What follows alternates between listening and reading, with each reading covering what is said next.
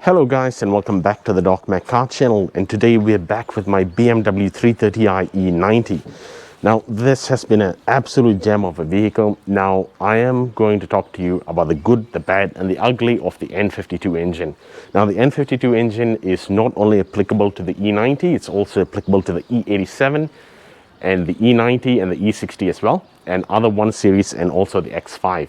So now what I'm going to do is I'm going to open the bonnet and then I'm going to show you guys what the reliability is like. Now, do consider subscribing if you haven't already. There's a lot of useful information, so make sure to subscribe. And without further ado, I know you guys like to get into the point, so I'm just going to get into that now.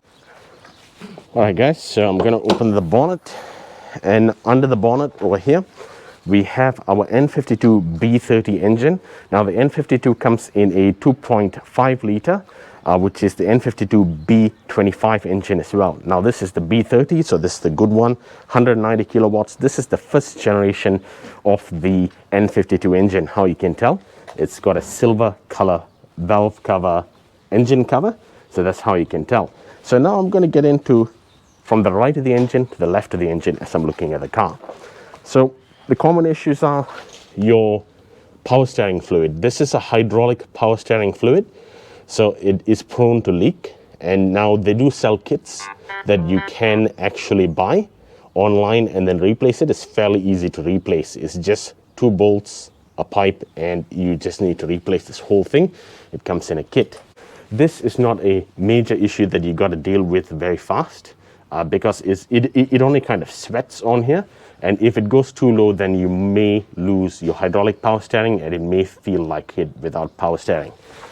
Now, going towards this side of the vehicle, you have got your DISA valves right here. So on the N52B30 engine, this has got 2 DISA valves. So this is a 3-stage intake manifold. And what that means is you get a lot of power at low RPMs. At only 2700 RPM, you do get 300 Newton meters of power. This is a 190 kilowatt engine. Now, the DISA valves, if they do break, they can get sucked into the intake manifold. So these are the kind of things that you need to be careful about. All right, guys, so this is your oil cooler housing, and there's a gasket in between here. You can't actually see it. This is a plastic cap which pulls off right off. There's a gasket in between. Now that gasket is prone to leak at around 70 to 80,000 miles. This one right here. And your oil filter housing gasket goes to your cylinder head, and that's also prone to fail around the same time. Now it is a relatively easy job to do, but you must be careful because these bolts are most likely aluminum. Now on the N52 engines, they do use a lot of aluminum bolts, like the ones for the valve cover underneath here are aluminum. I'm going to get to that shortly. So now you have to be careful when you're torquing these bolts down, because you have to torque them to spec. Otherwise you could crack a aluminum screw and you could break the whole thing. It could even crack the cylinder head as well. So you need to be careful. I've got a video on that one as well. Now, what sort of catastrophic damage can happen from this?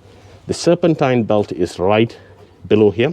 What will happen is if the oil cooler housing gasket and the oil filter housing gasket leaks, it's going to leak right onto the serpentine belt. And what's going to happen is the serpentine belt is going to swell up, and that will actually cause the serpentine belt to actually slip off and get consumed into the front end crank seal. So this is the Achilles heel of the engine, but there's also one more Achilles heel of the engine as well. Now, the kits for this one are very, very cheap. You can either buy L-Ring branded ones or you can buy BMW branded ones.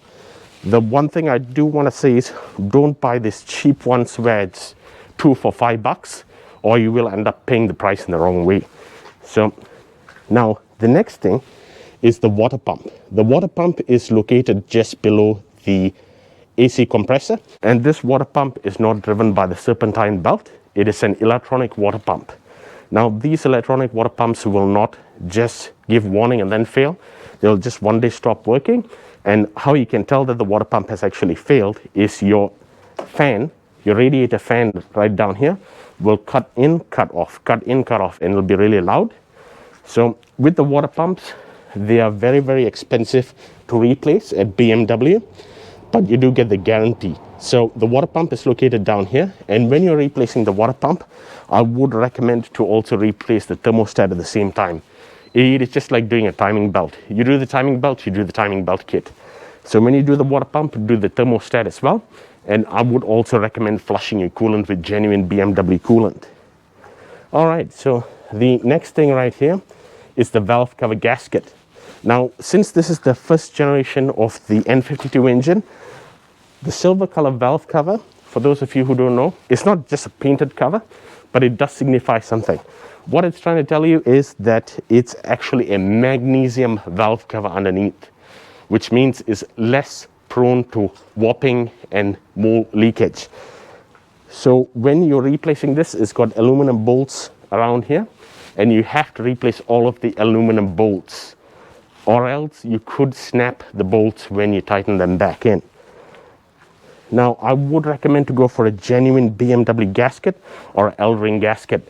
And when you're doing the gasket, you want to do the Valvetronic motor gasket as well, which is here, and your eccentric shaft sensor, which is underneath this valve cover. And that also needs to be done at the same time. Now, if you do that at the same time, then you're already attacking all of those at one time. Now, the next thing is the ignition coils. You guys have to be careful, because these ignition coils, or BMWs in general, are actually prone to failure on ignition coils. Now, I would suggest buying genuine Bosch ignition coils, because you do not want to put cheap ones in there, because the car will try to compensate and it will really act weird. It'll misfire and the gearbox may also act up. So those are the things you want to do as well. Now, right down the bottom of the engine, you have the oil sump gasket. Now, the oil sump gasket is not a very, very easy job to do. You do have to get under the car, and you might have to actually take the stabilizer bar out, and then you will need to actually do the oil sump gasket. Those are also prone to failure on this engine. Okay, so these are the few things that can go wrong with the engine. Right down here, you do have your intake and exhaust Vanos solenoids, and those Vanos solenoids can go around 100,000 miles. And what I would recommend is replace them with a genuine BMW solenoid. Don't get 2 for $5, because you will end up paying the price. The car will run poorly, and it will also misfire. So that is a very integral part as well. And it only costs like $150 per piece for a Vanos solenoid for the intake and the exhaust as well. So it all sounds scary, but believe it or not, this is one of the best BMW engines you can get for this price. There's no wonder that's why they went on to Generation 2. But on the Generation 2, they didn't make the engine as well, because it was a plastic valve cover, which was prone to warp. And they got rid of the DISA valves as well, so you don't have that low-end torque. All right, guys, so there's a lot of things that I can get into, but I want to shorten this video. So that is the N52 engine. Would I buy another vehicle with the N52 engine? I would say definitely yes. This is one of the best engines in my opinion for this price range of vehicle. It has been absolutely reliable. You take care of the car's going to take care of you. And if you ill-treat the car will pay you back in the wrong way. So keep it well, and the car will really serve you well. So I've had this car for the past year. It has passed the MOT. I've done the spark plugs, and while you're doing the spark plugs, make sure that you do the ignition coils as well. That's already important, because if you've got good spark plugs, you've got bad ignition coils, then that's going to wear out the spark plug more.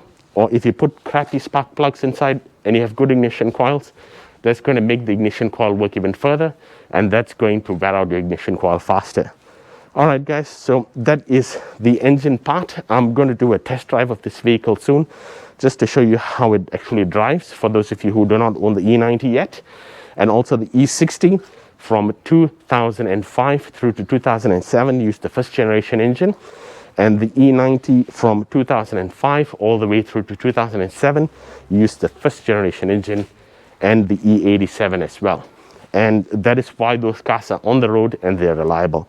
I hope this video has been useful for you guys. Consider subscribing if you haven't already. There's also a super thanks button which you can donate to the channel. That would be much appreciated. Thanks, guys. Have a great day.